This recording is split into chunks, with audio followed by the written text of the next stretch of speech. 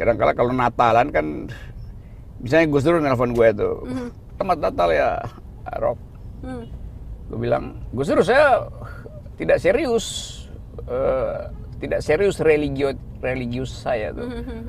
Saya juga nggak serius ngucapinnya. Jadi enak-enak aja. Kalau sekarang kan udah jadi problem tuh. Gue ngomongin kitab suci fiksi aja masih ada berkasnya di polisi sampai sekarang nggak dicabut-cabut. Gus Dur jelas dikenang sebagai sosok yang dengan nekat dan mengambil risiko untuk mengucapkan keyakinannya itu kemajemukan pluralisme itu. Gus Dur meninggalkan kesetaraan, pluralisme, bercanda segala macam.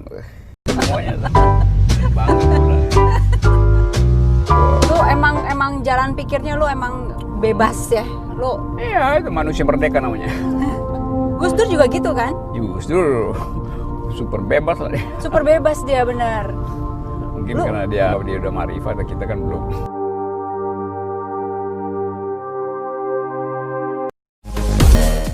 Ya, itu tadi rekaman saat-saat menjelang dicopotnya seorang Abdurrahman Wahid atau Gus Dur secara paksa melalui sidang istimewa MPR pada tanggal 23 Juli tahun 2001. Masih banyak misteri yang menjadi pertanyaan masyarakat hingga saat ini. Untuk itu kita undang Abdurrahman Wahid atau Gus Dur untuk tampil di Kikendi menjelaskan berbagai pertanyaan yang masih mengganjal tadi. Termasuk apakah benar sampai saat ini Gus Dur belum menerima pencopotannya secara paksa tadi? Loh.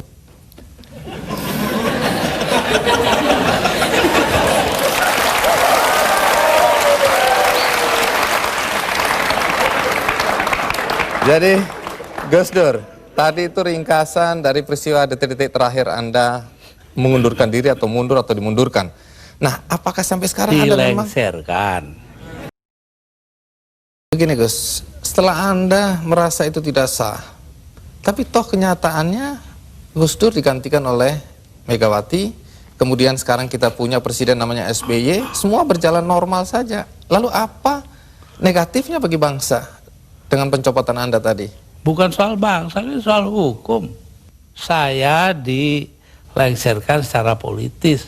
Secara hukum belum pernah dibuktikan saya bersalah. Hukum. Tapi sesudah itu apa upaya yang Anda lakukan? Nggak ada. Sebab penakut bangsa ini. Kenapa Anda bilang penakut?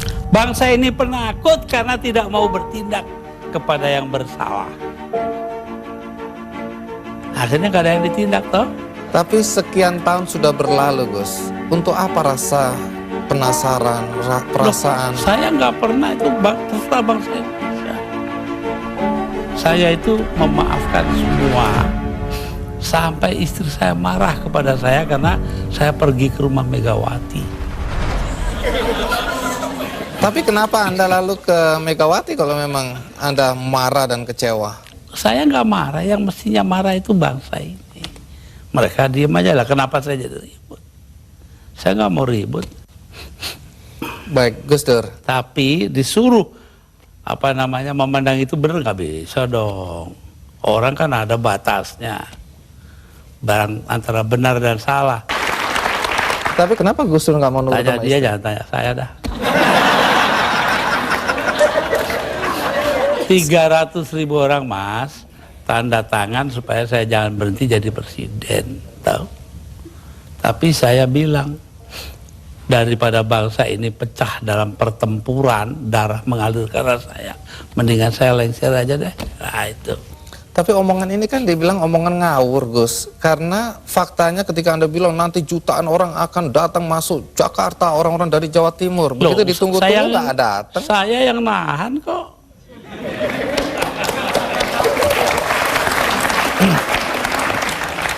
Jadi kalau nggak ditahan sama Gus Dur, datanglah beneran itu ya? Bukan begitu, artinya tetap saja kebenaran kita pertahankan, tapi sikap kita itu jangan sampai bangsa ini perang saudara. Dan itu pengorbanan Anda?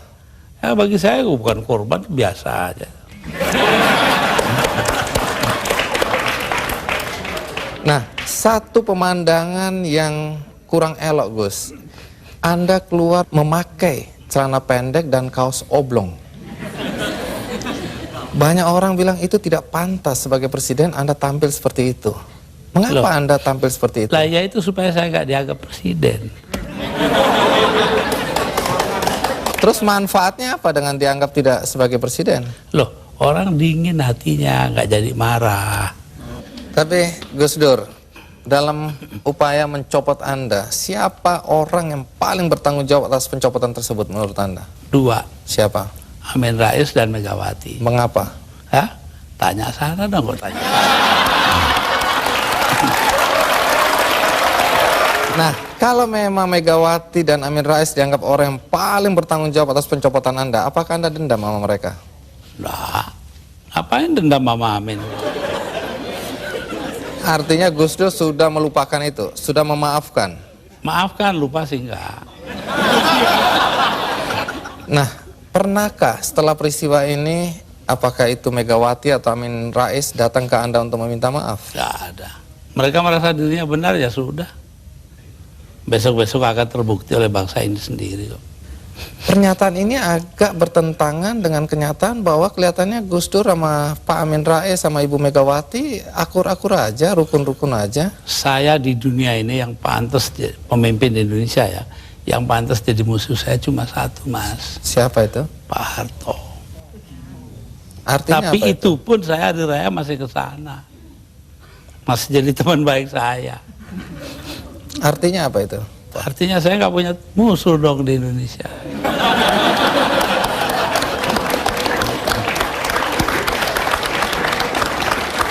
Ada satu hal, kita banyak mendengar bahwa teman-teman dekat Anda dulu menyesalkan kenapa Anda jadi presiden. Anda sebenarnya lebih layak menjadi guru bangsa, nggak usah ikut campur dalam perpolitikan yang nggak jelas itu. Saya diperintah oleh 5 orang sesepuh saya. Itu saja, kalau mereka memerintahkan apa saja masuk api, masuk api. Tanpa perlu berpikir. Tanpa perlu berpikir. Kenapa begitu? Loh, Selain sesepuh saya itu ini kan, orang pesantren disuruh nurut orang tua. itu nggak bisa ditawar itu Gus. Nggak bisa ditawar. 5 orang itu, saya nggak sebut namanya. Ya, Gus Dur dalam 20 bulan sebagai presiden, prestasi apa saja sih yang sudah dicapai? Saya itu menjadi presiden di saat Indonesia menghadapi bahaya akan terurai. Kelompok-kelompok separatis ada di mana-mana. Jadi saya berangkat keliling-keliling dunia itu 80 kali dalam 20 bulan. Jadi 4 kali 1 bulan. Itu tugas saya cuma satu. Apa? Yaitu membuat supaya integritas wilayah Indonesia ini tetap. Itu aja, nggak ada pikiran lain toh saya. Tapi ada yang menuduh. Dan ternyata berhasil toh. Kita tetap satu negara hari ini. Jadi Gus Dur merasa itu karena jasa Gus Dur. Bukan, artinya tugas saya begitu. Perkara saya berjasa itu adalah soal kedua. Tapi ada yang menuduh bahwa Gus Dur ini sebenarnya menggunakan aji mumpung. Mumpung jadi presiden, dibayari negara, keliling jalan-jalan. Allah nanti sejarah akan membuktikan. Tapi Gus Dur, perjalanan Anda itu menelan biaya sampai 52,7 miliar. Ya, tapi eksistensi Indonesia sebagai satu negara harganya jauh lebih tinggi.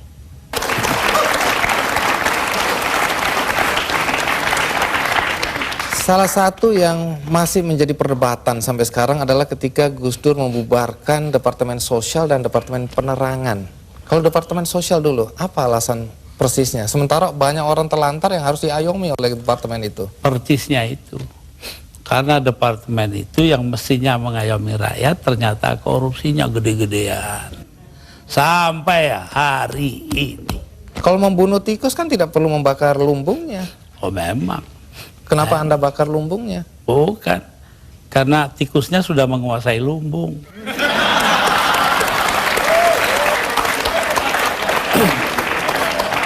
Depan dibubarkan. Kalau Depan jelas. Akibatnya sekarang pers itu sangat tidak terkontrol. Begini. Saya diapa-apakan itu saya bekerja menurut ketentuan Undang-Undang Dasar. Undang-Undang Dasar menjamin kebebasan berpikir Dan itu hanya mungkin kalau Depan nggak ada. Sekarang nggak ada kebebasan berpikir. Tapi kalau kebebasannya seperti sekarang nggak ada yang kontrol, Gus. Loh, Siapa ya aja bisa. Kita kontrol nanti dong. Siapa yang mengontrol? Ya antara kita aja. Kenapa sih masyarakat juga penting peranannya kok? Memang hanya pemerintah aja. Baik, Gus. Satu lagi hal yang dicatat ketika Anda menjadi presiden dan agak kontroversial, yaitu masalah PKI. Banyak orang begitu khawatir ketika Anda dulu mencabut TAP MPR nomor 25 MPRS 1966. Sebab bertentangan dengan Undang-Undang Dasar, Mas. Tapi itu ada kesan pembelaan Anda terhadap orang-orang ex-PKI Ya dan terserah, keluarganya. kesan nggak kesan terserah. Apa alasan Yang Anda? terpenting itu bahwa tugas mengucilkan PKI itu bukan tugas negara. Itu yang penting. Apa artinya pemisahan agama dari negara kalau negara ngurusin segala hal? Padahal yang menentang PKI kan cuma beberapa gelintir orang aja. Jadi Anda tetap merasa bahwa apa yang Anda lakukan mencabut TAP MPR itu benar? Benar karena bersamaan dengan Undang-Undang Dasar gitu loh. Kenapa? Karena memang Undang-Undang Dasarnya begitu, mau diapain? Begitu itu bagaimana? Ya melindungi semua.